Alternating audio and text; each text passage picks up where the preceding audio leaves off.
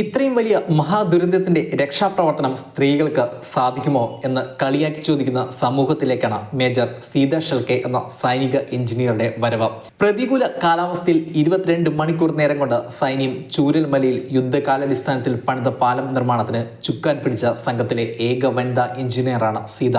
600 പേർ മാത്രമുള്ള ഗ്രാമത്തിൽ നിന്ന് 2012-ലാണ് ഇന്ത്യൻ ആർമിയിലേക്ക് സീത എത്തുന്നത്.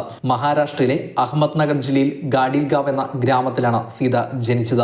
കർഷകനും അഭിഭാഷകനുമായിരുന്ന അശോക് ബിക്കാജി ഷെൽക്കെയുടെ 4 പെൺമക്കളിൽ രണ്ടാമത്തെയാൾ. അമ്മ വീട്ടമ്മയാണ്. ഗീതാഞ്ജലിയും അനുരാധയും യോഗിനിയുമാണ് സീതയുടെ സഹോദരിമാർ. അഹമ്മദ് നഗറിലെ ലോനിയിലുള്ള പ്രവാര റൂറൽ എഞ്ചിനീയറിംഗ് കോളേജിൽ നിന്നാണ് സീത മെക്കാനിക്കൽ എഞ്ചിനീയറിംഗ് ബിരുദം നേടിയത്. അവസാന വർഷ പരീക്ഷയിൽ 67% മാർക്ക് നേടിയായിരുന്നു സീത ബിരുദ പഠനം പൂർത്തിയാക്കിയത്.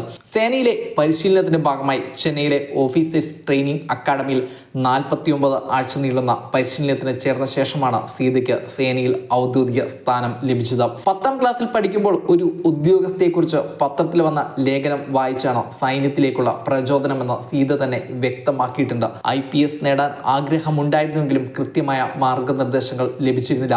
ജനിച്ചത് ഒരു ചെറിയ ഗ്രാമത്തിലായിരുന്നുവെങ്കിലും തന്റെ വലിയ സ്വപ്നം സാക്ഷാത്കരിക്കുന്നതിന് മാതാപിതാക്കൾ സീതയുടെ ഒപ്പം നിന്നു. കൂടാതെ SSBയുടെ അഭിമുഖത്തിൽ 2 തവണ പരാജയപ്പെട്ടുവെങ്കിലും സ്വപ്നത്തിലേക്കുള്ള ശ്രമം തുടർന്ന സീത 3ാമത്തെ ശ്രമത്തിലാണ് വിജയിച്ചത്. മുൻ ലഫ്റ്റനന്റ് കേണലായ പ്രദീപ് ബ്രഹ്മങ്കർ, സേനയിലെ ഉദ്യോഗസ്ഥന്മാരായ PK ബാനർജി, ഹൃഷികേശ് ആപ്തെ എന്നിവരാണ് സീതയ്ക്ക് ആവശ്യമായ നിർദ്ദേശം നൽകിയത്. മുണ്ടക്കയിലുണ്ടായിരുന്ന പാലം ഉരുൾപൊട്ടലിൽ തകർന്നതോടെ മുണ്ടക്കയും ചൂരൽമലയും വേർപെട്ടു. രക്ഷാപ്രവർത്തകർക്ക് ദുരന്ത സ്ഥലങ്ങളിലേക്ക് എത്താൻ കഴിയാതെയായി. ബെയിലി പാലം വന്നതോടെയാണ് രക്ഷാപ്രവർത്തനം വേഗത്തിലായത്. സൈന്യത്തിന്റെ മദ്രാസ് എഞ്ചിനീയറിംഗ് ഗ്രൂപ്പാണ് പാലം നിർമ്മിച്ചത്. സൈന്യത്തിന് സാങ്കേതിക സഹായം നൽകുന്ന വിഭാഗമാണിത്. പാലങ്ങൾ നിർമ്മിക്കുക, സൈന്യത്തിന് വഴിയൊരുക്കുക, കുഴിബോംബുകൾ കണ്ടെത്തി നിർവീര്യമാക്കുക തുടങ്ങിയ പ്രവർത്തനങ്ങളാണ് ചെയ്യുന്നത്.